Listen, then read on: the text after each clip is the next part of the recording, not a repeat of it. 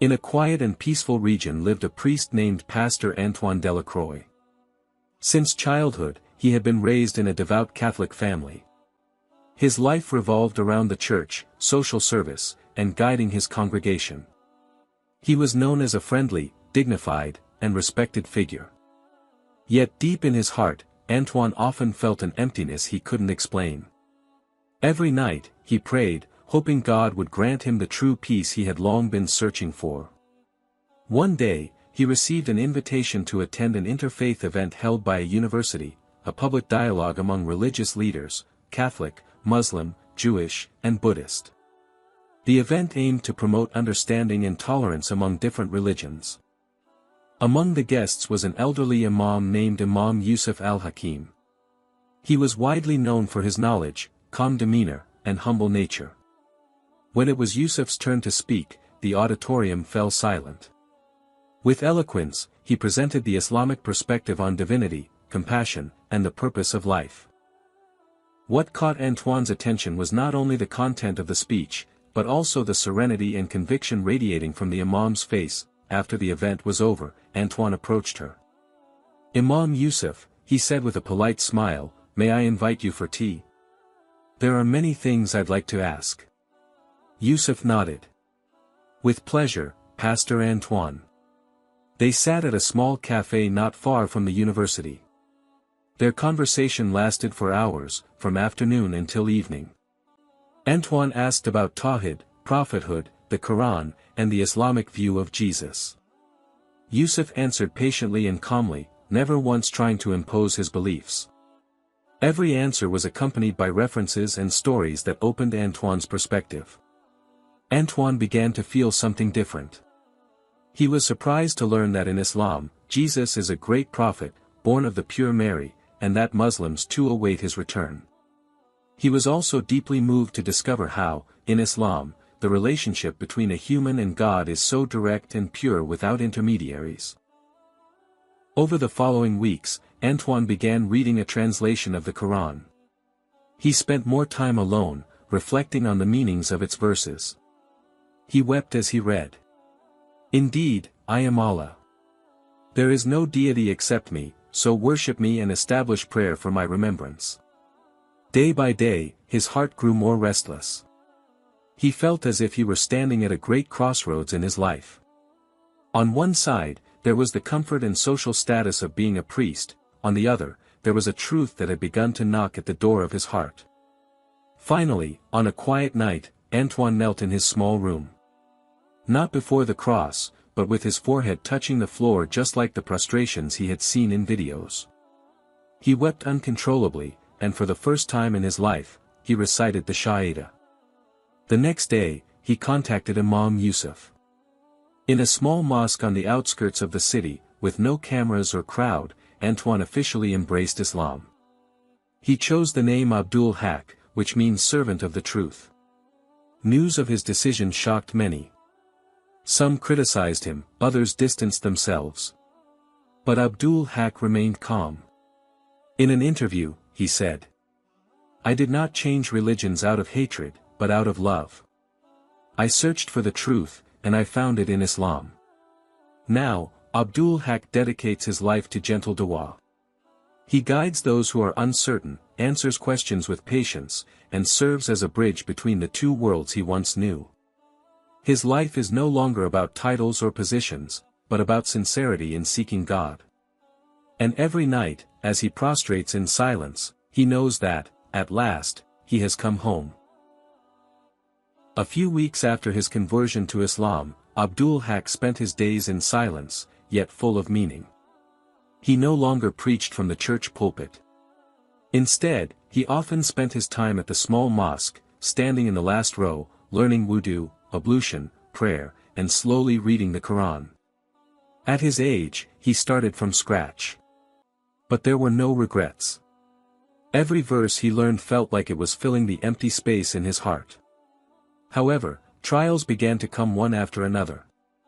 Some of his fellow pastors cut off contact. Some childhood friends accused him of being a traitor. Even his family, who had always been close to him, expressed their disappointment. "We don't understand how you could leave Jesus," his sister said over the phone, her voice trembling. Gently, Abdul Haq replied, "I didn't leave Jesus. I got to know him more deeply. I love him as a prophet, not as God." The call ended with a long silence, and then the line went dead.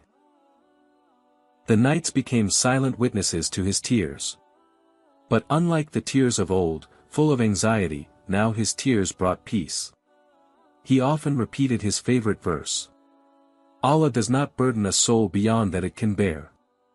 One day, Imam Yusuf invited him to speak at a local Muslim community event. At first, Abdul Haq hesitated. "I'm nobody.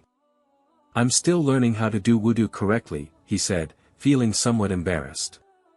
Yusuf smiled, "That's exactly why. A heart that has just been cleansed can give light to a heart that is beginning to darken." In front of dozens of people, Abdul Haq spoke softly but powerfully. He shared his journey from the church pulpit to the mosque floor. About prayers that were once just words, but now felt answered. About searching, loneliness, and finally, meeting the truth. Tears erupted among the audience. Some young Muslims, who had felt distant from their faith, wept as they saw a convert their father's age loving Islam so deeply.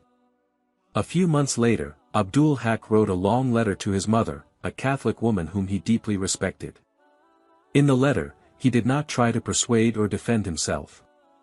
He simply shared his story. "Mom, I didn't choose Islam out of anger. I chose it because it answered the prayers I have whispered in the middle of the night, prayers that you never knew were filled with tears." His mother did not reply immediately. But 2 months later, a letter arrived. It was brief, but meaningful. "Dear, I don't understand yet, but I see peace in your words. And if that is what makes you whole, then I pray for you in the name of the God we all long for." Abdul Haq cried for a long time when he read that letter. Not tears of sadness, but like morning dew, they fell slowly with gratitude. A year later, Abdul Haq became a mentor for converts in his area. He didn't teach many theories. He simply shared his experiences, accompanying them patiently. He became like a small, unassuming lamp, yet warming. And every morning after Fajr, in that small mosque, he would always pray, "O Allah, you who turn hearts, make my heart firm upon your religion." And when he prostrated, he knew he was no longer searching, because he had found it. As time went on, Abdul Haq became increasingly active in the Muslim community. He often accompanied Imam Yusuf in various religious activities and teachings. One day, when they were holding a study session together at the mosque, Imam Yusuf approached Abdul Haq with a meaningful smile. "Abdul Haq, there's someone I want to introduce you to. A woman who, God willing, can bring light into your life.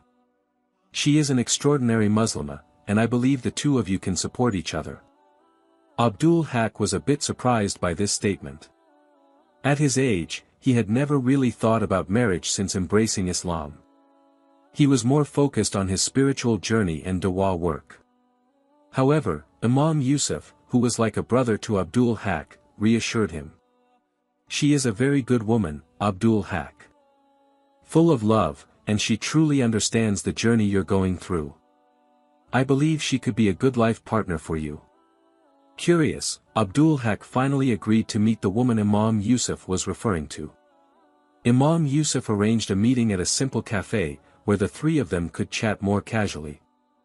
The woman's name was Amina, a young, devout Muslimah who was very active in the Muslim community. She had heard about Abdul Haq's life journey through stories shared in the mosque and the surrounding community. Amina saw a man who had gone through many inner struggles, and despite his life being filled with challenges, she felt there was an indescribable sincerity in Abdul Haq. Their meeting started with light conversation, but over time, they became more comfortable with each other.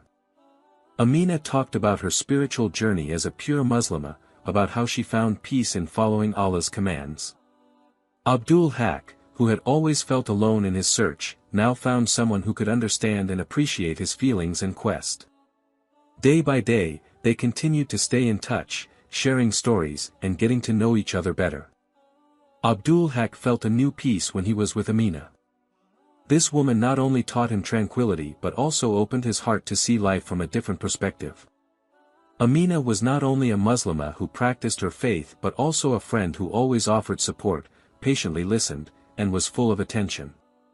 Amina, who had recognized Abdul Haq's sincerity, eventually invited her family to meet him formally. This process was not without challenges, as although Amina came from a good Muslim family, they still felt uneasy about their different backgrounds.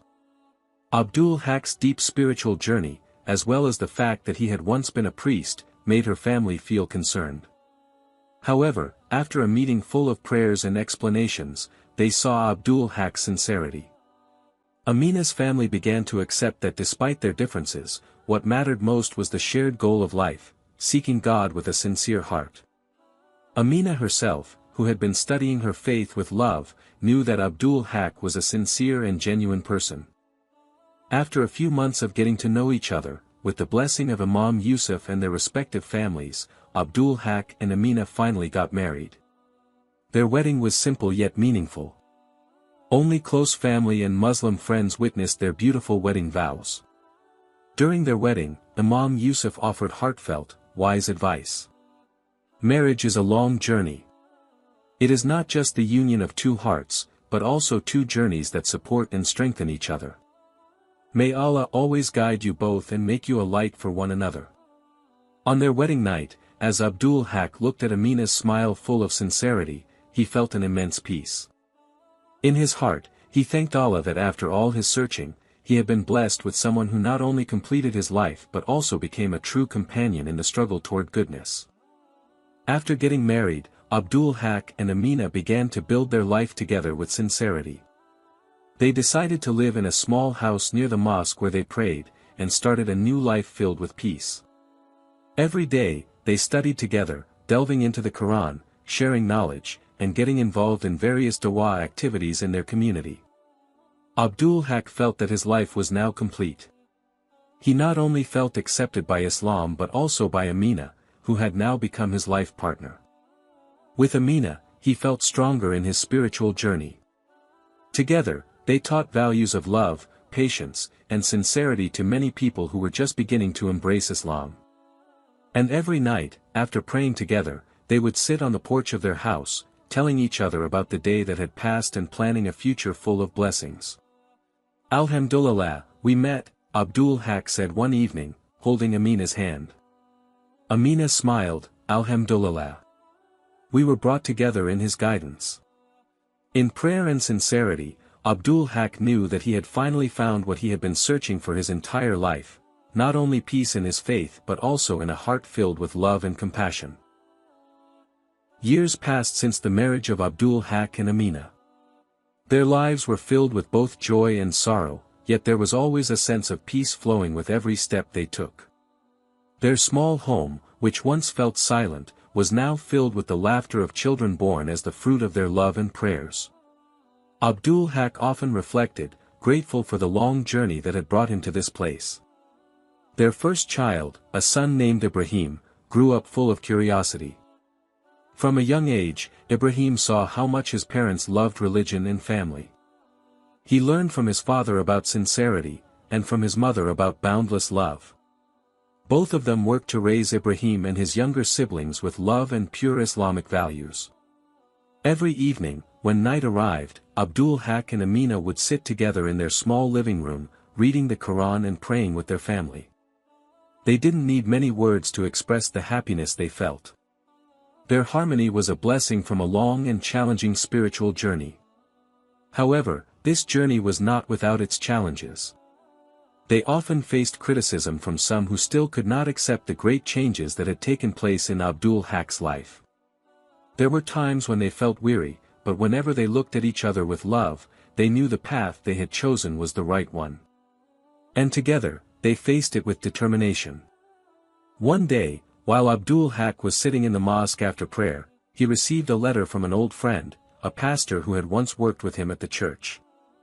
The letter expressed respect and understanding, even though they remained different. His friend wrote, "I do not understand why you left everything we built together. However, I see the peace you have, and that has taught me a great deal. I hope we can talk someday about our different journeys, but also the same search for truth." Abdul Haq read the letter with a heart full of gratitude. He knew that his journey was not about changing others, but about finding sincerity within himself and living according to the beliefs he had chosen. Years passed, and Abdul Haq became known as a wise preacher. He didn't just speak about religion, but also about love, unity, and peace among different faiths. He always remembered what Imam Yusuf had once said to him. "Religion is not about how much we know, but about how much we practice and how much we love one another." In the later years of his life, when he was older and felt that his journey was nearing its end, Abdul Haq sat beside Amina in their warm living room, surrounded by children and grandchildren. He looked at Amina with a heart full of gratitude. There were no words more beautiful than those he could say, except, "Alhamdulillah, we have found peace in this journey." Amina, now wiser and full of love, simply smiled and held his hand tightly. "Alhamdulillah," she responded softly. On a quiet night, when Abdul Haq felt his body grow heavy and fading, he looked up at the sky and prayed. "O Allah, you who have guided me, you who have given me guidance. Thank you for every step, every trial, every happiness. May I return to you in a state of husnul khatima." That night, Abdul Haq breathed his last with peace. He left this world with a heart full of tranquility, surrounded by a loving family, and left an invaluable spiritual legacy. Amina, who remained faithfully by his side until the end of his life, felt the same peace. She knew that their shared journey was not an end, but a new beginning, a journey that had led them to the truth and true peace. And when they laid Abdul Haq's body in the ground, Amina whispered in prayer, "May you find the best place by his side, my husband, and may we all be reunited in his paradise." After Abdul Haq's passing, Amina continued her husband's mission. She often spoke about his extraordinary journey, about the depth of his love and faith in Islam. She taught her children and grandchildren to always seek the truth with a sincere heart, and that in every search, God always shows the way to his sincere servants. Abdul Haq may have left this world, but the legacy of his love, sincerity, and his search for truth continued to live on in every step of the family he left behind. In the prayers recited in the mosques, in the stories shared with the younger generation, and in every heart he touched throughout his life. Abdul Haq's spiritual journey may have ended, but the message he left lives on forever. And for those who seek it, just as he once did, peace will surely be found.